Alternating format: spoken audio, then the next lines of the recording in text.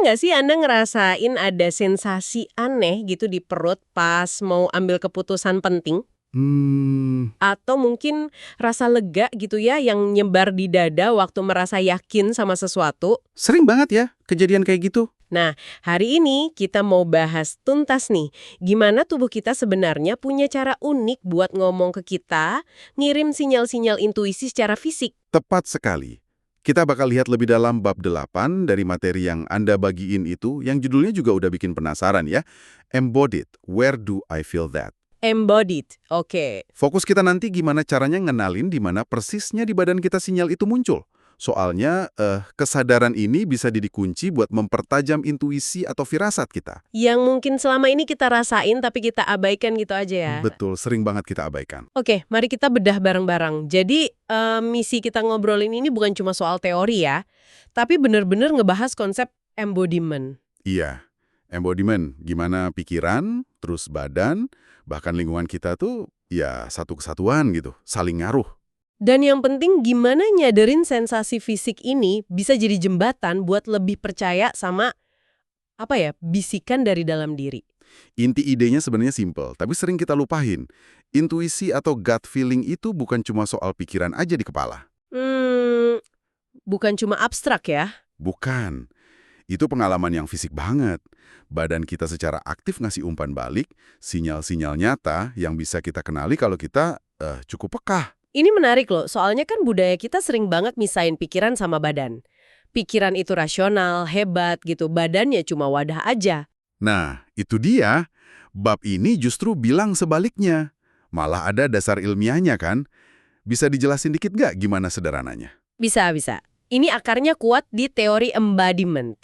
Sederhananya gini, pikiran kita itu nggak ngerti dunia cuma lewat logika abstrak doang. Oke. Kita paham konsep, bahkan yang abstrak sekalipun, itu lewat pengalaman fisik kita.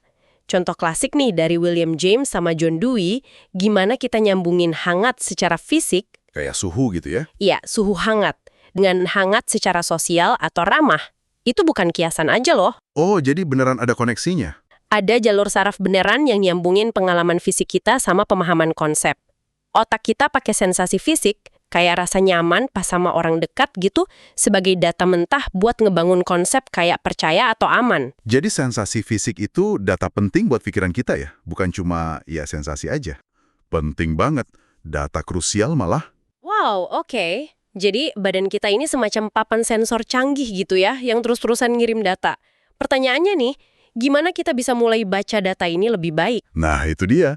Bab ini ngenalin metode praktis, truth test atau uji kebenaran dari Erin Early, kedengarannya kayak alat deteksi kebohongan personal gitu ya. Haha, iya, analoginya pas. Tujuannya mirip, tapi bukan buat deteksi bohong orang lain ya. Tapi buat diri sendiri. Tepat, buat ngenalin kebenaran versi badan Anda sendiri. Ini cara sistematis buat mulai metain respons unik badan kita. Langkah pertamanya, grounding. Grounding, pemantapan diri gitu ya. Ya, pemantapan. Ini penting, ambil waktu bentar buat benar-benar ngerasain badan kita sekarang. Perhatiin sensasi fisik tanpa ngejudge, terus fokus ke nafas. Tujuannya apa tuh grounding ini? Buat nenangin sistem saraf kita, biar lebih hadir aja di momen ini. Oke. Setelah kita ngerasa lebih tenang, lebih nyambung sama badan, langkah berikutnya apa nih di uji kebenaran ini? Selanjutnya itu baselining.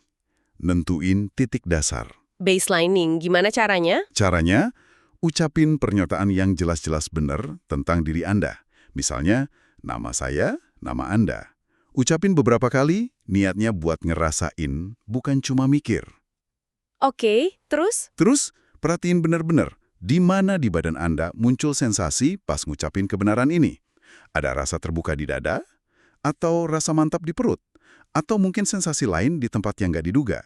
Nah, itu tanda tangan kebenaran versi badan Anda. Menarik banget nyari titik kebenaran personal.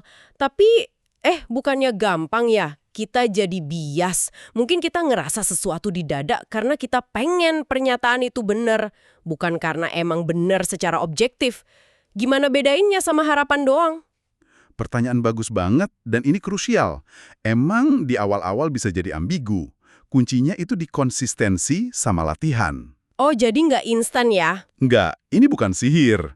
Pas Anda latihan terus pakai pernyataan yang benernya nggak diraguin lagi, kayak nama Anda atau fakta objektif lain, Anda mulai ngenalin kualitas sensasi iya yang muncul. Kualitas sensasinya ya? Iya, itu seringkali beda sama sensasi pengen atau berharap, yang mungkin rasanya lebih bergejolak atau tegang. Nah, langkah berikutnya di truth test ini juga bantu memperjelas bedanya. Ah, jadi ada langkah pembandingnya, biar kontras gitu ya. Gimana tuh? I-feel. Haha, oke. Lagi-lagi, fokus ke sensasi fisik pas ngucapinnya, di mana kebohongan atau rasa nggak pas ini terasa.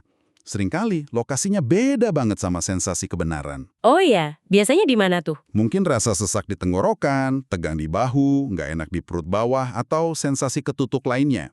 Beda-beda tiap orang. Dan ini unik buat tiap orang ya. Penulis sumbernya sendiri kan ngerasain sinyalnya di area antara leher sama bahu kirinya. Jadi nggak ada jawaban benar atau salah universal gitu. Sama sekali nggak ada. Justru bagusnya metode ini karena individualitasnya itu. Mungkin iya Anda rasanya anget di dada, enggaknya dingin di perut, Tapi beda lagi. atau beda lagi. Mungkin bener rasanya lega di bahu, salah ngeganjel di leher. Poin utamanya nemuin pola pribadi Anda. Kayak belajar bahasa unik yang dipakai badan Anda buat ngomong. Di mana dia secara konsisten ngasih sinyal, setuju, nolak, nyaman, atau bahaya gitu ya. Persis. Jadi ini kayak undangan terbuka ya buat Anda yang dengerin. Coba deh mulai perhatiin dari sekarang. Pas Anda ngerasa yakin banget sama sesuatu, sensasi apa sih yang muncul di badan? Sebaliknya, pas ragu, cemas, atau ngerasa ada yang nggak beres, di mana sinyal fisik itu munculnya?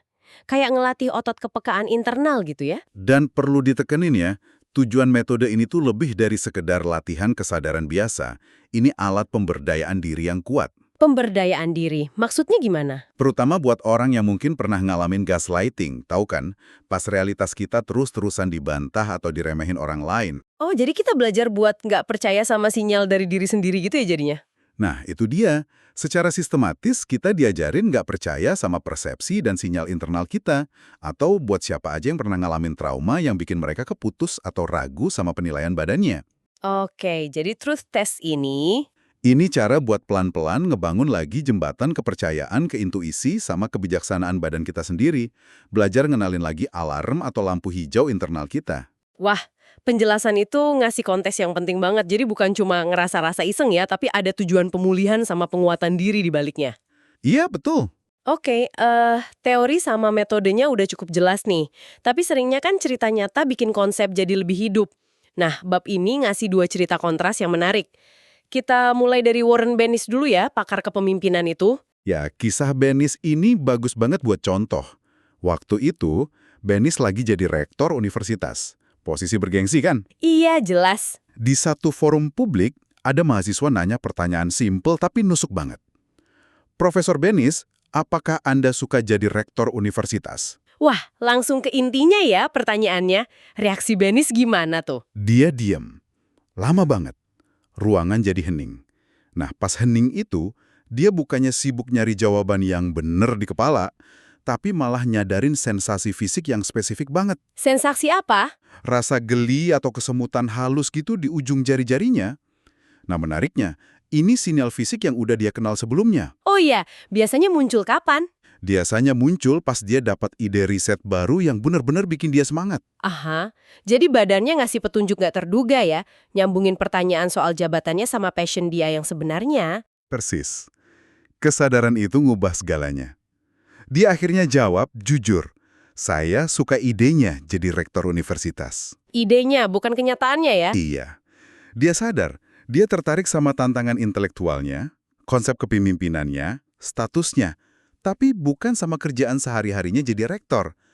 Ternyata itu nggak ngasih dia energi kayak riset sama ngajar. Sensasi geli di ujung jarinya itu jadi kompas internalnya ya? Betul, kompas yang nunjukin arah pasien sejatinya. Luar biasa. Terus dia berani ngikutin sinyal itu? Berani. Nggak lama setelah itu, dia mundur dari posisi rektor, balik lagi ke dunia akademik, jadi pengajar sama peneliti. Dan akhirnya jadi salah satu pemikir paling berpengaruh di studi kepemimpinan modern. Wow. Dia sering bilang di kemudian hari, dengerin firasat atau sinyal badannya waktu itu tuh keputusan krusial yang nyelamatin dia dari penyesalan seumur hidup. Ini bukan cuma soal intuisi, Tapi gimana sinyal badan bisa jadi kompas karir yang jauh lebih jujur daripada ambisi luar atau ekspektasi peran?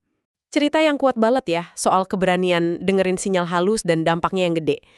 Tapi, buat ngasih perspektif lain nih, bab ini juga nyeritain kisah Philip Stone. Gimana ceritanya sebagai pembanding? Nah, Philip Stone ini profesor psikologi top di Harvard. Dia pernah cuti panjang setahun buat ngajar di Lewis and Clark College, kampus yang kecil kurang bergengsi gitu. Oke. Selama di sana, dia merasain sesuatu yang luar biasa. Dia ngerasa bener-bener hidup, penuh energi, semangat banget pas ngajar sama interaksi. Ini nunjukin kondisi fisik sama emosional yang positif banget dan selaras. Wah, kedengerannya kayak pengalaman idaman ya, lingkungan yang bikin dia nyala. Tepat sekali. Pas akhir masa cutinya, Lewis and Clark nawarin posisi permanen. Secara internal, hatinya, dan mungkin badannya ya, bilang iya. Dia ngerasa cocok banget di sana. Iya, dia ngerasa ada tarikan kuat buat netap di lingkungan yang ngasih dia energi positif segitu banyak. Tapi, terus faktor luar mulai main. Nah, ini dia. Apa kata orang nanti? Ninggalin Harvard yang prestisius buat kampus kecil. Gimana status, reputasi? Tekanan ini kuat banget sampai akhirnya dia nolak tawaran itu dan balik ke Harvard. Aduh, sayang banget ya. Terus gimana kelanjutannya? Dia lanjutin karirnya yang cemerlang di Harvard. Tapi, pas menjelang akhir hayatnya, dia curhat ke salah satu murid kepercayaannya. Curhat apa? Dia ngaku salah satu penyesalan terbesarnya dalam hidup adalah nggak nerima tawaran dari Lewis and Clark itu. Dia ngabain perasaan positif yang kuat banget sama sinyal keselarasan dari badannya waktu itu. Cuma demi status dan citra di mata orang lain ya? Iya, cuma demi itu. Kisah Stone ini tragis ya, tapi juga contoh kuat gimana ongkos ngabain intuisi fisik kita tuh bisa mahal banget dalam jangka panjang. Ini bukan sekedar sayang sekali, tapi kehilangan potensi bahagia sama kepuasan diri yang nyata gara-gara nurutin tekanan luar. Dua cerita yang bener-bener negasin taruhannya ya. Dengerin sinyal internal, lawan nurutin ekspektasi luar. Ini bikin metode kayak truth test tadi jadi makin relevan rasanya. Betul. Nah, selain truth test, bab ini juga nyaranin latihan praktis lain buat ngebangun otot kesadaran badan ini. Namanya latihan peta tubuh atau body map exercise. Bisa dijelasin dikit? Tentu, latihan peta tubuh ini dirancang sebagai cara yang lebih aktif, lebih eksploratif buat ngerasain sama metain berbagai sensasi di badan kita. Jadi bukan cuma diam aja ya? Enggak, ini bukan soal benar atau salah, tapi observasi murni aja. Latihan ini pakai serangkaian tindakan fisik sederhana yang disengaja. Contoh gerakannya gimana tuh? Misalnya, kita diminta ngentakin kaki beberapa kali ke lantai. Terus diem, rasain sensasi getaran, kesemutan, atau rasa padat di kaki sama tungkai. Oh, oke. Terus? Contoh lain, ngepalin tangan kuat-kuat beberapa detik, terus lepasin pelan-pelan. Perhatiin bedanya rasa tegang sama lega, di mana persisnya kita ngerasain itu. Ada juga gerakan neken kedua telapak tangan, gosokin sampai anget, regangin tangan ke atas, terus turunin sambil buang napas. Jadi intinya ngelakuin gerakan fisik, terus langsung ngamatin sensasi yang muncul, gitu ya? Iya, tepat. Kuncinya perhatian penuh sama sensasi fisik pas kejadian, sama lokasinya. Yang paling penting dari latihan ini bagian nyatet atau metain. Nyatetnya gimana? Bisa pakai gambar siluet badan manusia, terus tandain di mana kita ngerasain sensasi tertentu pas ngelakuin gerakan itu. Hangat, tegang, geli, berat, ringan, macem-macem lah. Atau cukup pakai catatan deskriptif aja. Di mana rasa tegang pas ngepal? Di mana angetnya pas gosok tangan? Di mana rasa lega pas tarik napas dalam? Gitu ya? Ya, persis kayak gitu. Latihan ini cuma fokus ke sensasi fisik, netral, atau yang dari gerakan aja? Atau gimana? Nggak cuma itu. Bagian yang mungkin lebih menantang tapi berharga banget dari latihan ini adalah nyoba buat duduk bareng emosi yang sulit. Maksudnya?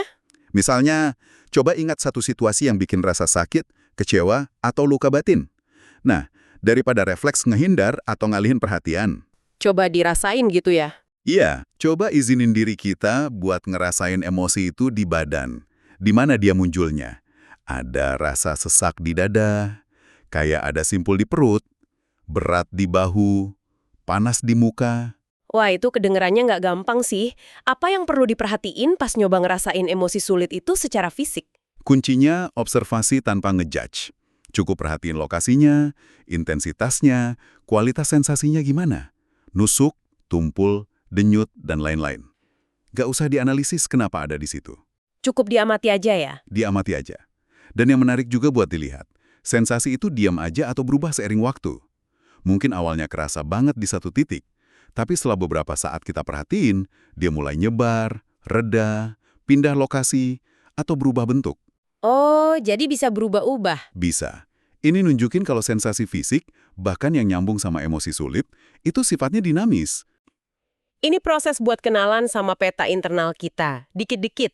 Tentang merhatiin pola unik Anda, di mana badan Anda cenderung nyimpen rasa nyaman, di mana rasa nggak nyaman sering muncul, gimana rasa sakit emosional kelihatan secara fisik di diri Anda. Betul. Gimana kalau ada yang nyoba terus ngerasa nggak merasain apa-apa? Atau sebaliknya, malah ngerasa kewalahan? Itu kemungkinan yang nyata banget. Kalau nggak ngerasain apa-apa, kuncinya sabar aja, sama lembut ke diri sendiri. Mungkin butuh waktu lebih lama, atau mungkin sensasinya halus banget di awal. Jadi coba terus aja pelan-pelan ya. Ya, coba fokus ke sensasi yang paling jelas dulu, kayak detak jantung atau perut naik turun pas napas. Kalau ngerasa kewalahan, penting buat nggak maksa. Ambil jeda dulu, balik ke grounding lagi. Ini kan eksplorasi, bukan tugas yang harus selesai sempurna. Makasih udah nambahin catatan penting itu. Oke, setelah kita bahas lumayan dalam nih, mari kita coba tarik benang merahnya ya. Poin utama dari bab 8 ini sebenarnya pengingat kuat kalau badan kita bukan cuma kendaraan buat pikiran. Tapi partner aktif dalam intuisi. Badan kita terus-terusan ngirim sinyal-sinyal fisik yang spesifik dan personal buat kita. Dan kemampuan buat belajar ngenalin sinyal-sinyal ini, terutama nyadarin di mana kita ngerasainnya secara konsisten. Itu keterampilan kunci buat mempertajam kepekaan kita sama firasat, gut feeling, atau yang sering kita sebut suara hati. Ini soal nerjemahin bahasa badan kita sendiri. Penting buat diingat juga, ini bukan hal mistis atau gimana gitu ya. Ini soal jadi lebih sadar sama peka aja sama pengalaman fisik kita yang nyata, konkret, dan terjadi tiap saat. Ada kebijaksanaan dalam yang kesimpen di sensasi badan kita, kalau kita mau dengerin. Persis, ini upaya buat nyatuin lagi apa yang sering kepisah, pikiran sama badan. Nyadarin kalau dua-duanya bagian dari satu sistem cerdas yang ngomong terus-terusan. Makin baik kita ngerti komunikasi dua arah ini, makin utuh dan bijak juga keputusan yang bisa kita ambil nantinya. Nah, sebagai penutup obrolan kita kali ini, kami mau ninggalin Anda sama satu pertanyaan buat direnungin nih. Coba deh luangin waktu bentar buat mikirin lagi beberapa hari atau minggu terakhir ini. Pernah nggak ada sensasi fisik yang muncul? Mungkin halus banget ya, sekecil rasa berat di bahu pas mikirin satu tugas, atau rasa mulas ringan sebelum ketemu orang, atau mungkin lega sesaat pas mikirin satu pilihan. Sensasi-sensasi kecil yang mungkin kita anggap angin lalu aja gitu ya? Ya, yang mungkin Anda abaikan atau anggap angin lalu. Oke. Kalau Anda bisa ingat satu momen kayak gitu, coba direnungin, kira-kira pesan apa sih yang lagi coba disampaikan badan Anda lewat sinyal fisik itu? Terkait situasi apa, keputusan apa, gitu ya? Iya, nggak perlu jawaban pasti sekarang, tapi biarin aja pertanyaan itu ngendap dulu. Mungkin aja ada wawasan penting di sana yang nunggu buat Anda gali lebih dalam.